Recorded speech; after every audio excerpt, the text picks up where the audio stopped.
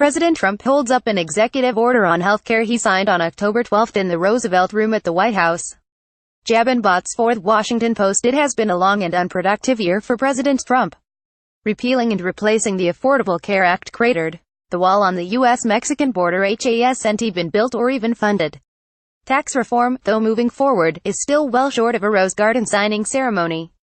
Despite unified Republican control of government, he's got little to show for it. Yet it has also been a long and quite productive year for the president. He has dramatically changed the direction of federal policy toward the environment, the energy industries, immigration, education, civil rights, trade and the federal workforce, and he is rapidly remaking the federal court system. What former President Barack Obama started in many of these areas, Trump has started to reverse.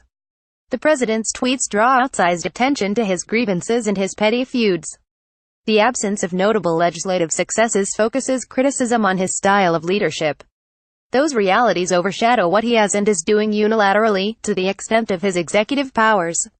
In other ways, his presidency seems unique. In the arena of executive action, he is pursuing a model established by his recent past predecessors, with worrisome consequences to constitutional governance. That's the conclusion of an essay in the most recent issue of The Forum, a nonpartisan journal of ideas and political analysis.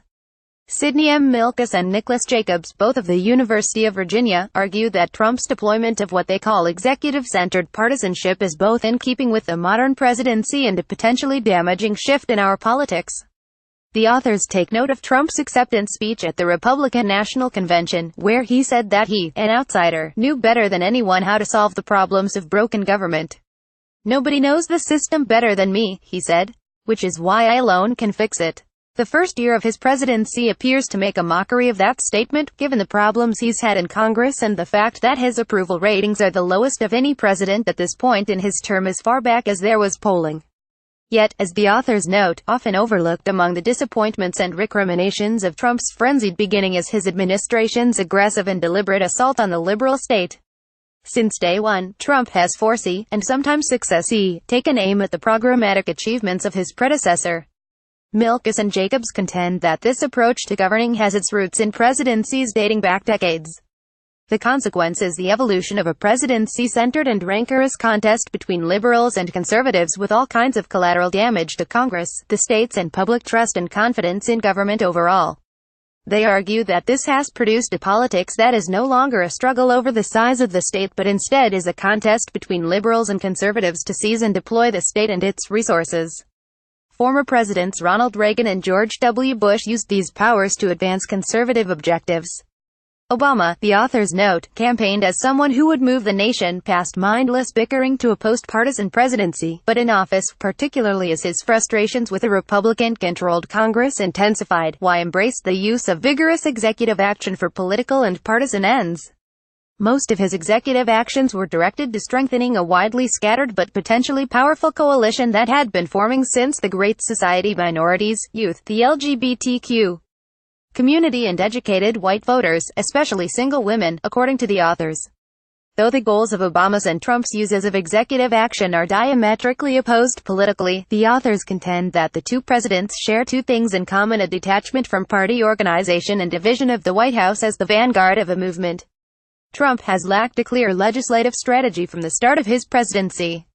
He had no well-developed policy proposals to offer the Congress. He lacked interest in learning the details of key legislation such as health care. He has shown limited interest in using the bully pulpit to advocate for the GOP's legislative priorities, and, though he has spent considerable time talking with legislators, he has not demonstrated that he is the kind of dealmaker he claimed he would be.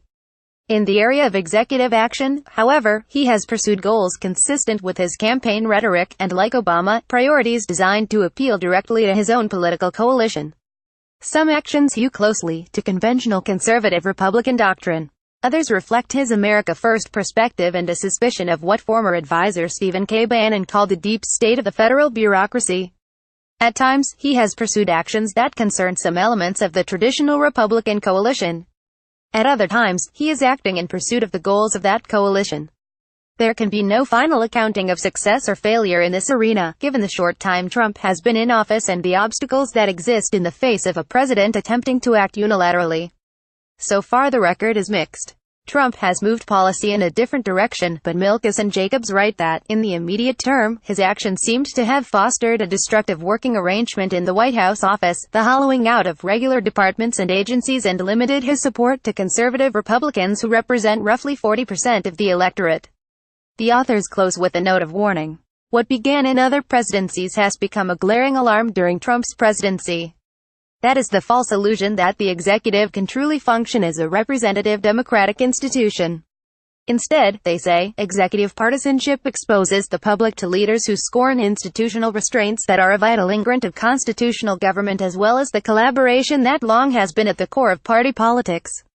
The President and Congress face a busy and potentially fateful month of legislative conflict, which will legitimately be the focus of attention through the end of the year.